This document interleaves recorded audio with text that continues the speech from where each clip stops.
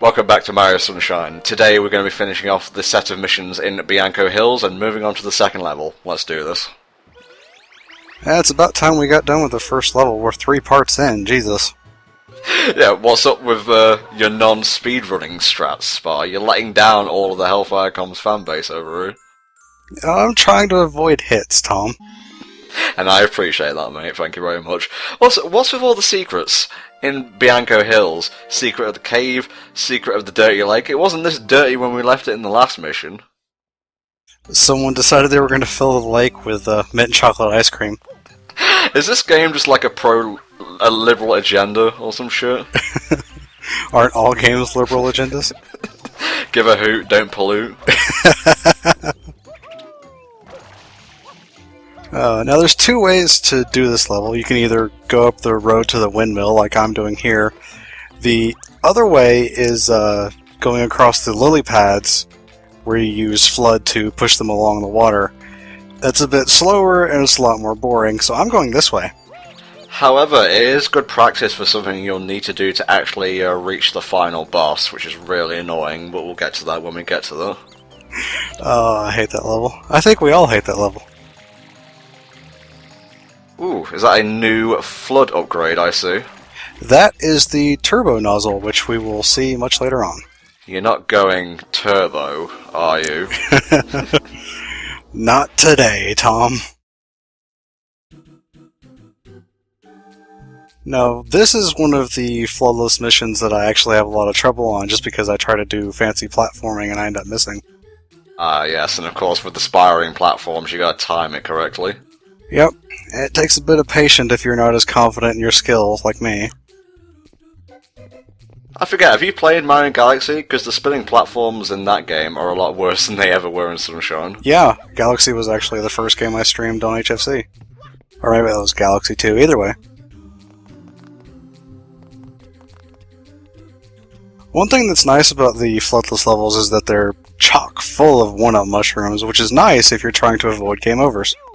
Well, you know, these sections are intentionally harder, so it would have been a bit of a dick move to not give the player a bit of an out. Are they harder because of the level design, or harder because of the fact that you don't have the hover nozzle? Bit column A, bit column B. Alright, alright. I love the train tracks in the background. It kind of reminds me of the tracks in Yoshi's Island, you know, where you turn into a train. Long story. Oh, time for some slow platforming, because I want a good take of this level. Look at you being all, like, strategic with this shit. It's actually pretty easy to do this in 2, maybe 3 jumps if you're good with the spin jump. Like that. And the random palm tree at the end. What purpose does it serve? There was a palm tree at the start, I think. Just continuity, keep it the same. How I say it's like poetry, it rhymes.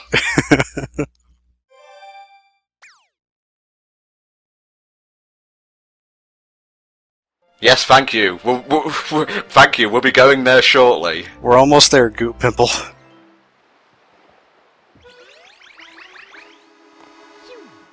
This is the final episode of Bianco Hills. Well, the final required one. Each area has 8 episodes, and the 7th is always a chase after Shadow Mario. So you want to make sure to at least complete these missions if you're going for the final boss. It's weird because the final boss is actually not set by how many shines you get, it's just doing the 7th episode. You can get as many extra shines as you want, but what you have to do is all the Shadow Mario chases.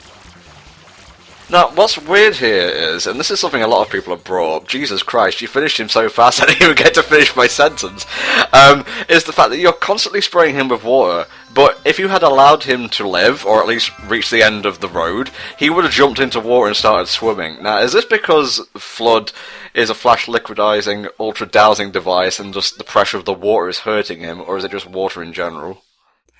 I would say it's the pressure, except for the fact that I wasn't spraying very hard in that mission. Yeah, you were essentially hitting him with a overpowered water pistol. Yeah, what I was doing is I was lightly tapping the R button as I was running, which puts out just a little spray of water. and it just keeps hitting him every time. Because if you actually press the trigger down harder, it sends it higher, and it would go over his head and miss him. Introducing the licorice piranha plant. He's about the same, basically. The only difference is, once you kill him... Oh wait, he's not dead! And he comes back for more. It's, still kind of boring, to be honest. Yeah, but how about that water, though, right? It still looks good, even to this day. You gotta worry about the, little blobs running around, too. Well, worry in massive, massive quotation marks. I used to think the little blobs were this game's version of Goombas, and then when I was streaming this, someone pointed out, those aren't Goombas! So, I still call them Goombas a lot of the time, though. I can see why you'd think that, but you're wrong, Spar. Very, very wrong. And now we move on to probably my favourite level of the game, RICCO Harbour.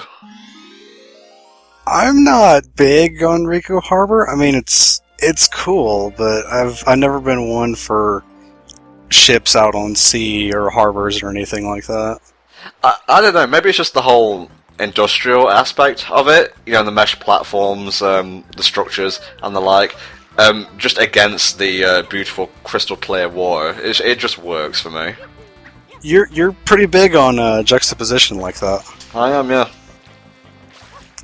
It's a really nice change from Bianco Hills, which is like all basically natural landscape and things like that, and then you get, like Tom said, the industrial thing. Like, the only aspect of industrialization in Mario 64, I think, where there were like mesh platforms hither and thither, especially in levels like Hazy Maze Cave. Also, as you saw from the crates that the Bloop had just sent flying, lots of colour in this level, as opposed to just the greens and blues of Bianco Hills, and the music's pretty great as well, so overall, wonderful level. Here's a recurring boss fight number 2. Gooper Blooper. What a name, what a guy.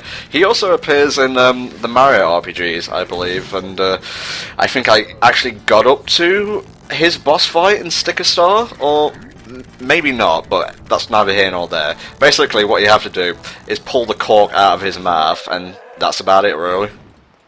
Yeah, a lot of people actually don't know that you only need to rip off his 2 inner tentacles. You don't have to rip off all 4. Well, if you're good enough, you don't actually have to rip off any.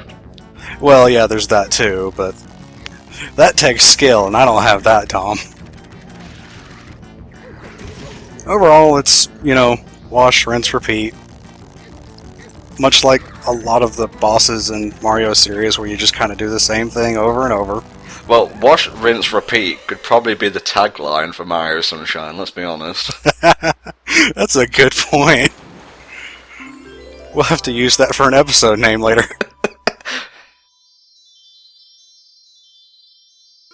And those coins just appeared out of nowhere. Cool. Shine get. We already have 9 shine sprites, Tom. Do you think we're going fast enough? You could probably end the game in part 4. Look up some pro strats. Too bad it's already all recorded, Tom. Now, this building, right here, is actually where you can trade your blue coins for shine sprites. I believe it's 10 for a sprite. Are we going to be doing that in this playthrough? Nope, not at all. Ah, okay, so just the basic run. Yeah, I think throughout the entire thing I got 9, maybe 10 blue coins. Just look at that water. Like, in this and the Pikmin games especially, it looked gorgeous. It may seem a bit... what's the word?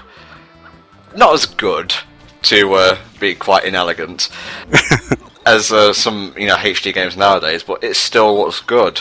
Especially compared to the character models, which are looking very jagged and definitely showing their age. Yeah. As I've said, I love the graphics, but Sunshine definitely shows its age. But the water is pretty amazing. Until you go underwater, then it's just kind of dull, but... Now, these bloopers here, I've heard they each have their own, like, special abilities. Is that true? The green one is the slowest, but it has the best turning. The pink one is the fastest, but it has the worst turning. And that leaves yellow in the middle. So yellow is basically the Mario of the blooper world. Yeah, he's, the yellow's kind of the, middle ground, which is why I pick him, because you get enough speed and good turning as well. Kind of tough to do these levels on the pink one. And of course, you've got to finish this level, or at least cross the finish line, within 45 seconds of the start. So having a bit of speed's pretty nice. If you beat your best time, or a particular time, I believe you get another shine, right? If you come back here, and I think it's less than 40 seconds, you get a second one. In that way, it's kind of like Peach's slide in Mario 64. Yep. I've never actually been able to get under 45 if I actually take those turns, so I just jump over the barriers. Very nice. I would probably play a whole game based around that. Or at least the manta surfing from Galaxy. I really enjoyed that. Not a lot of people did because it used tilt controls and the like, but I think it's pretty fun. I never really had a problem with that thing because it was fun to just get going really fast and jump over all the obstacles. Yeah, we're getting another intro over there. We're coming after you too, Goop Pimple!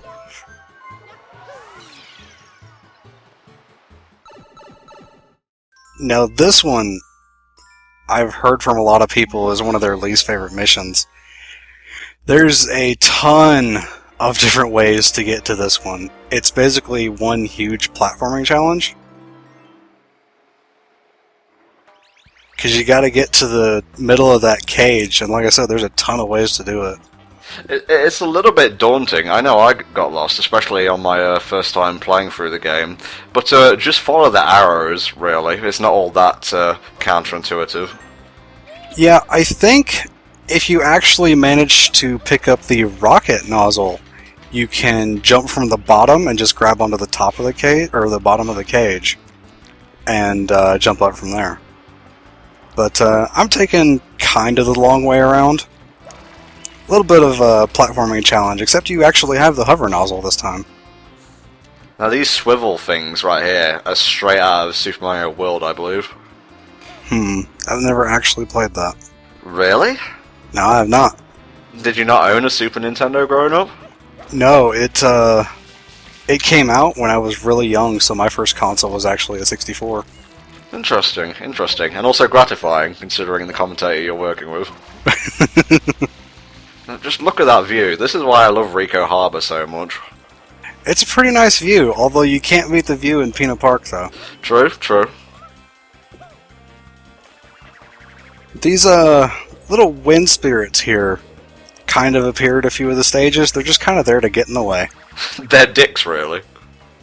You kind of lit yourself on fire there coming down. Was he really going that fast? Terminal velocity.